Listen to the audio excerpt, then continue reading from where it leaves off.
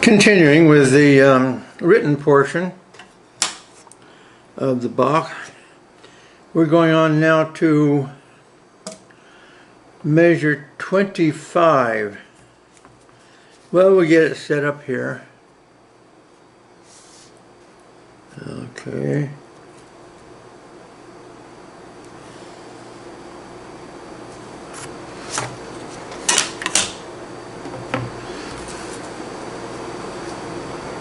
And the brace, and the treble clef, and the bass clef. Don't like it.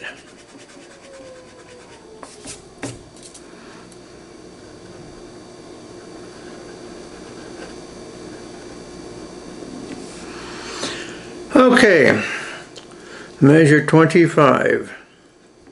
For 4 measures. All right, first of all, we start off with a dominant.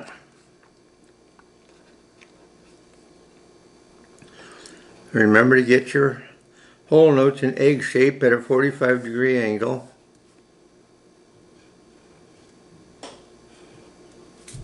Don't like that.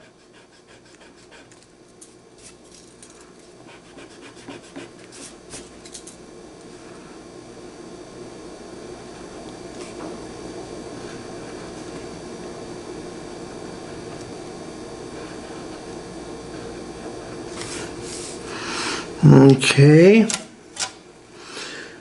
and your next job is to label each one. Now you've got line here.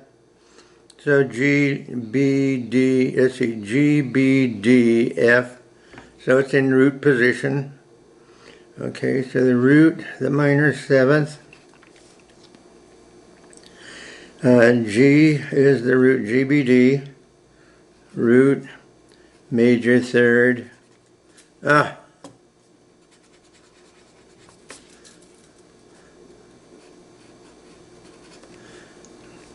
the 5th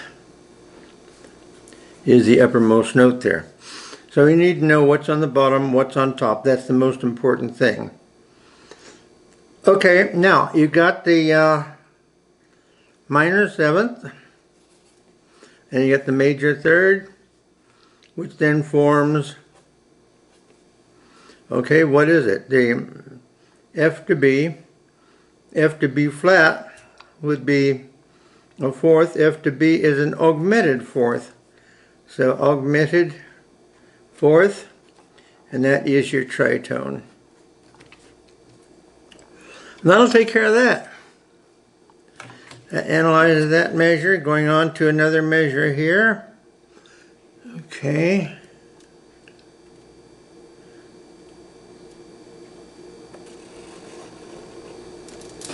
Very good.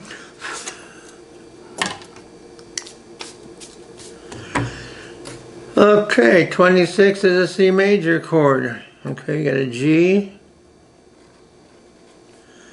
and an E. Then in the right hand you got a C major, C, G. First of all a C, then the E, then a G. Doesn't look very nice, does it? Let's try it again.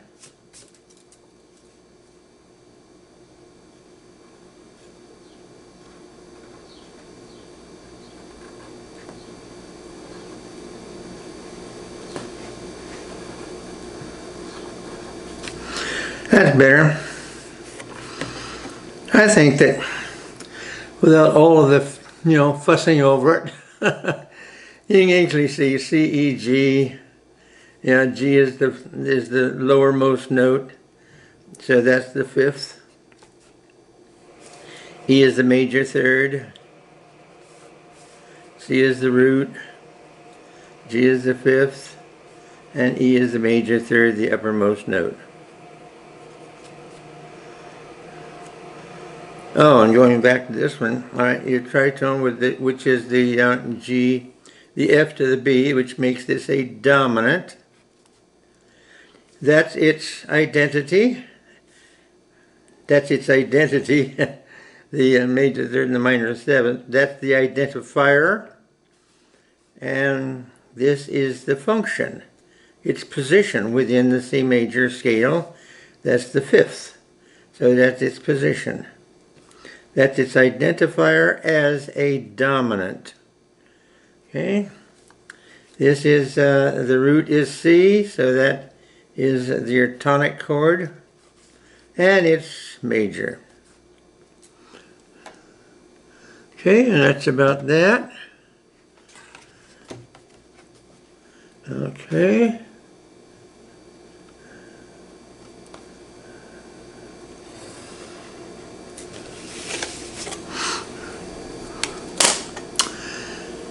I think 27 is a dominant.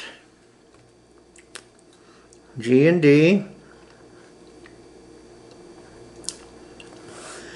Now then, in the right hand, you've got the F as the uppermost note. That would be the minor seventh. You got a C. And a G. All right, that's the root. That's the fifth. The C here is suspended from the C in the tonic triad. So that is suspended. So that's a suspended fourth, which will eventually resolve. And you got your minor seventh on the top, which we already have indicated here. Minor seventh. And then the fifth's on the bottom, G. So that's the root.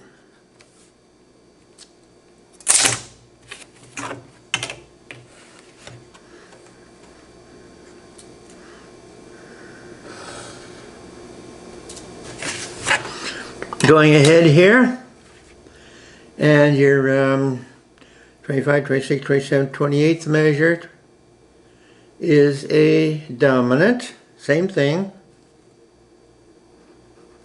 By the way, 5. Now, this is dominant even though it doesn't have the third.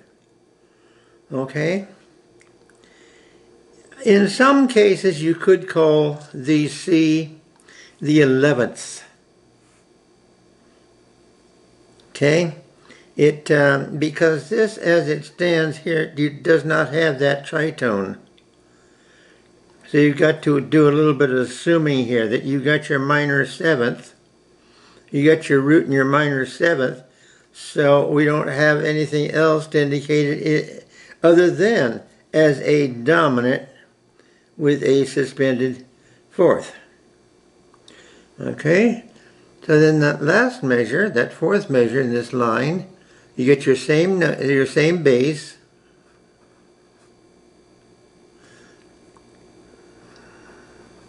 which is the root, and the fifth. You get the same F. And now you got the motion to the major third here. You can say the resolution if you like, because that's how it's generally described. So you got the root, the fifth.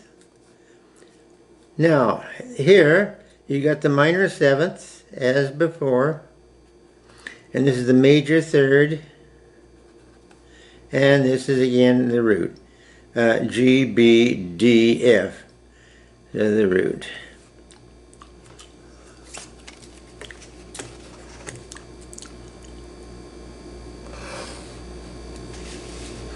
And we're not going to put anything in this measure here, so we'll just simply X it out.